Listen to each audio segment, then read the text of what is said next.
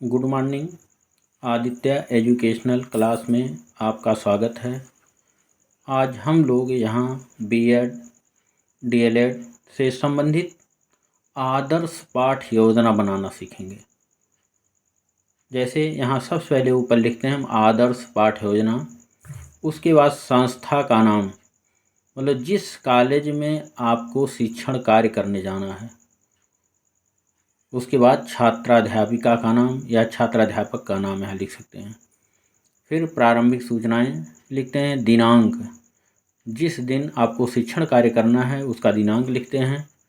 फिर कक्षा, किस कक्षा का आपका ये लेसन प्लान है, जैसे यहाँ बना हुआ कक्षा 9, वर्ग ए, विषय विज्ञान, उप विषय जीव विज्ञान, विज्ञान का जो जीव विज्ञान है पढ़ाएंगे। चक्र पहला, अवधि 36 मिनट। ये जो 36 मिनट वहाँ जहाँ जैसे पीरियड चलता है जितने मिनट का वहाँ हम लिखते हैं, लेकिन जो मानक है भारतीय शिक्षा शास्त्रियों के अनुसार वह 36 मिनट का है। यहाँ प्रकरण है रक्त या रुधिर की संरचना। यहाँ हम 2 कॉलम बनाते हैं, एक कॉलम ऑलरेडी पूरे पृष्ठ पर बना देते हैं जहाँ सामान्य उद्देश्य लिखा हुआ है। सामान्य उद्देश्य में जो पहला सामान्य उद्देश्य है, छात्रों में वैज्ञानिक दृष्टिकोण का विकास करना। दूसरा सामान्य उद्देश्य, छात्रों में जीव विज्ञान के प्रति रुचि उत्पन्न करना। तीसरा, विद्यार्थियों में की मानसिक तार्किक शक्तियों का विकास करना।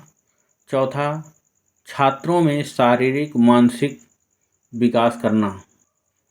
पांचवा, छात्रों में जिज्ञासा शक्ति का विकास करना। छठवां, विद्यार्थियों में कल्पना शक्ति का विकास करना।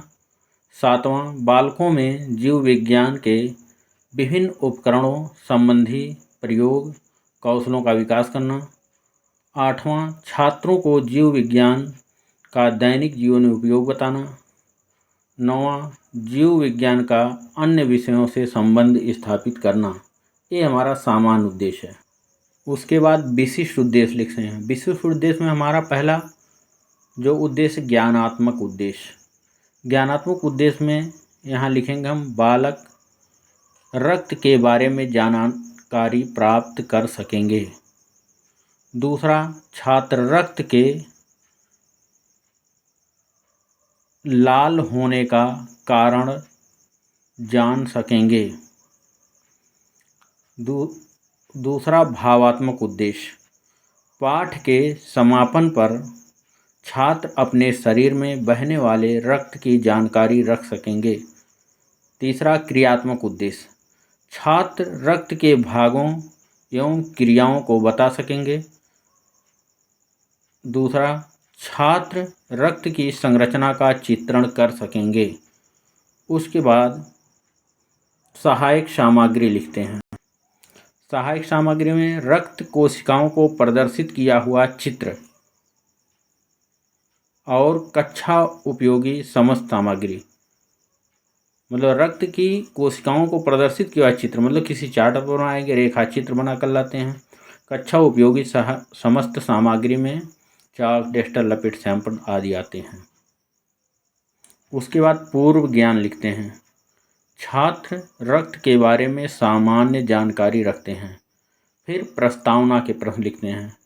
फिर यहाँ 2 कॉलम बनाते हैं, एक तरफ छात्राध्यापक क्रिया, दूसरे में छात्र क्रिया। यहाँ छात्राध्यापक क्रिया, छात्राध्यापक क्रिया भी लिख सकते हैं, या प्रस्तावित प्रश्न, संभावित उत्तर भी लिख सकते हैं।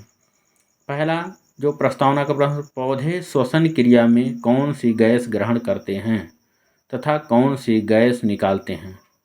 तो छात्र उत्तर देते हैं, पौधे श्वसन क्रिया में CO2 ग्रहण करते हैं तथा O2 निकालते हैं।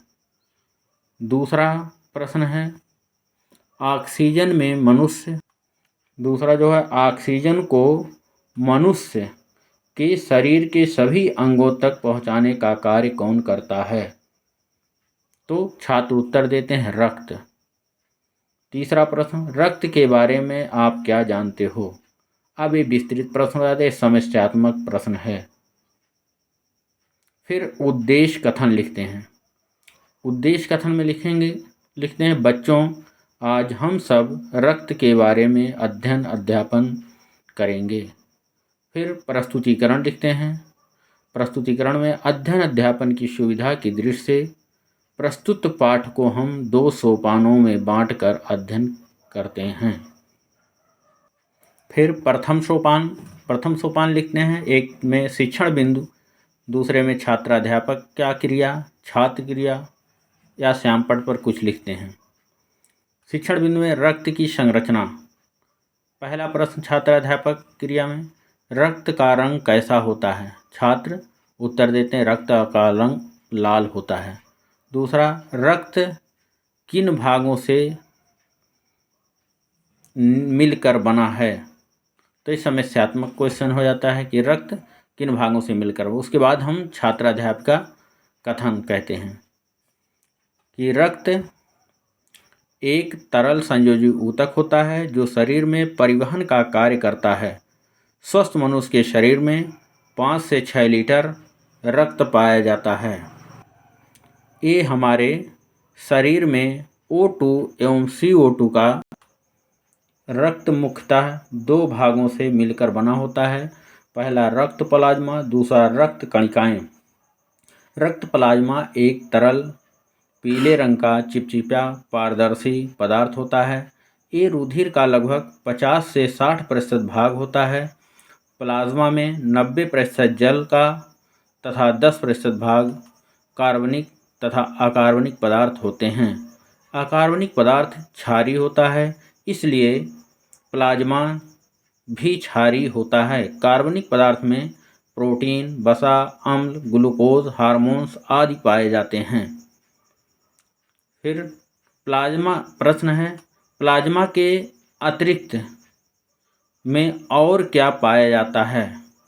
मतलब प्लाज्मा के अतिरिक्त और क्या पाया जाता है? तो छात्र उत्तर देते हैं रक्त कणिकाएं। दूसरा, इन कणिकाओं के नाम बताओ। अब ये नाम थोड़ा समस्यात्मक हो जाता है। बता भी सकते हैं कि लाल रक्त कणिकाएं, श्वेत और प्लेटलेट्स। फिर छात्राध्यापिका कथन लिखते हैं। रक्त कणिकाएं पूरे रक्त का 40% भाग होता है। इसके 3 प्रमुख भाग होते हैं। पहला लाल रक्त कणिकाएं, दूसरा श्वेत रक्त कणिकाएं, तीसरा प्लेटलेट्स। फिर बोध प्रश्न लिखते हैं। एक तरफ श्यामपट्ट सारांश। बोध प्रश्न में पहला प्रश्न है, स्वस्थ मनुष्य के शरीर में कितना लीटर रक्त पाया जाता है?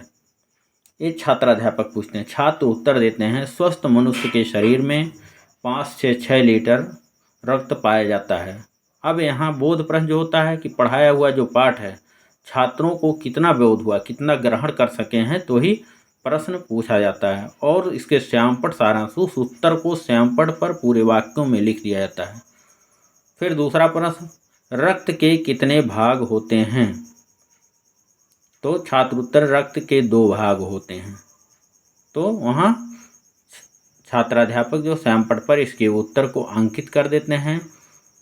फिर कक्षा एवं निरीक्षण कार्य।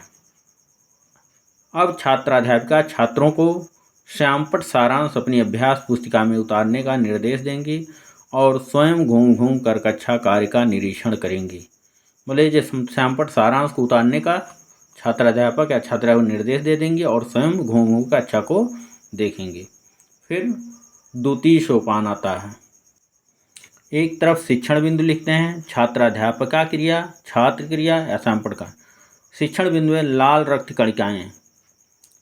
फिर पहला प्रश्न है, रक्त कणिकाओं के कितने भाग होते हैं, उनके नाम बताओ। या ऐसे भी कहें रक्त कणिकाओं के कितने भाग होते हैं, तो छात्र उत्तर देते हैं 3 भाग होते हैं। दूसरा, इनके नाम बताओ। अब ये समस्यात्मक हो जाता है, या तीनों नाम बताया भी जा सकता है। फिर छात्राध्यापिका कथन हम लिखते हैं, RBC गोल, तस्तरीनुमा, उभयावतल, केंद्रक विहीन होती है। RBC रक्त कणिकाओं का 90% भाग होता है। पुरुषों में इसकी संख्या लगभग लाख mm3 तथा स्त्रियों में 45 से 50 लाख होती है। RBC का बाहरी आवरण प्लाज्मा झिल्ली से ढका होता है। RBC का जीवन काल 127 दिन होता है। आरबीसी का लाल रंग एक रंगयुक्त प्रोटीन के कारण होता है जिसे हम हीमोग्लोबिन कहते हैं। आरबीसी का निर्माण अस्थियों की अस्थि रज्जा में होता है तथा भ्रूण बच्चों में आरबीसी का निर्माण यकृत और प्लीहा में होता है। फिर छात्राध्यापिका क्रिया में यहाँ प्रश्न पूछा जाता है। पहला प्रश्न जो है, रक्त में लाल रक्त कणिका के अतिरिक्त और कौन सी रक्त कणिका पाई जाती है? तो छात्र उत्तर दें श्वेत रक्त कणिका। दूसरा प्रश्न, श्वेत रक्त कणिकाओं की संरचना कैसी होती है? अब ये समस्यात्मक है या इसका उत्तर बता भी सकते हैं। फिर छात्राध्यापिका कथन, ए आरबीसी की तुलना में बड़ी एवं केंद्रक युग होती है। ए अमीबा के समान अनियमित आकार की होती हैं। ए रंगहीन होती हैं क्योंकि इसमें कोई वर्णन नहीं पाया जाता है। इसकी संख्या 5000 से 9000 MM3 होती है। इसका जीवन काल 1 से 4 दिन का होता है। प्लेटलेट्स तथा केंद्रक विहीन होता है। प्लेटलेट्स रुधिर का थक्का बनने में मदद करती है। इनकी संख्या 2,50,000 MM3 होता है। यह लगातार खून के बहने को रोकती है। फिर उसके बाद बोध प्रश्न लिखते हैं और श्यामपट्ट सारांश। बोध प्रश्न में पहला प्रश्न, रुधिर का लाल रंग किसके कारण होता है? तो छात्र उत्तर देते हैं हीमोग्लोबिन के कारण। फिर छात्र के उत्तर प्राप्त हो जाने के बाद छात्राध्यापक श्यामपट्ट पर इसके उत्तर को लिख देते हैं कि रुधिर का लाल रंग हीमोग्लोबिन के कारण होता है। फिर दूसरा बोध प्रश्न, आरबीसी का जीवन काल कितने दिन का होता है? छात्र उत्तर देते हैं 127 दिन का। फिर छात्राध्यापक श्यामपट्ट पर इसको भी अंकित कर दें कि आरबीसी का जीवन काल जो होता है 127 दिन होता है। फिर कक्षा एवं निरीक्षण कार्य। छात्राध्यापिका छात्रों को श्यामपट्ट सारांश अपनी अभ्यास पुस्तिका में उतारने का निर्देश देंगी और स्वयं घूम घूमकर कक्षा कार्य का निरीक्षण करेंगी। फिर उसके बाद पुनरावृत्ति के प्रश्न बनाते हैं। यहाँ पुनरावृत्ति का पहला प्रश्न है, श्वेत रक्त कणिकाओं की संख्या कितनी होती है? फिर छात्र उत्तर यहाँ देंगे। पुनरावृत्ति के प्रश्न इसलिए पूछे जाते हैं कि जो पढ़ाया हुआ पाठ है वह छात्रों को पुनः आवृत हो जाए। पुनः आवृत होने से ये जो विचार हैं बहुत ही दृढ़ हो जाते हैं। दूसरा, श्वेत रक्त कणिकाएं की संख्या कितनी होती है? फिर उसके बाद गृह कार्य। गृह कार्य में दे देंगे घर से करके लाना है। श्वेत रक्त कणिका और लाल रक्त कणिका का सचित्र वर्णन कीजिए। दूसरा, रक्त किस अवस्था में रहता है? ये शिक्षण होने के बाद आलोचना या सुझाव छात्रा पर्यवेक्षक जो है यहाँ पर आपके शिक्षण कार्य का आलोचना करेंगे और आपको सुझाव देंगे कि शिक्षण कार्य आपसे कैसा रहा। थैंक यू क्लास, धन्यवाद।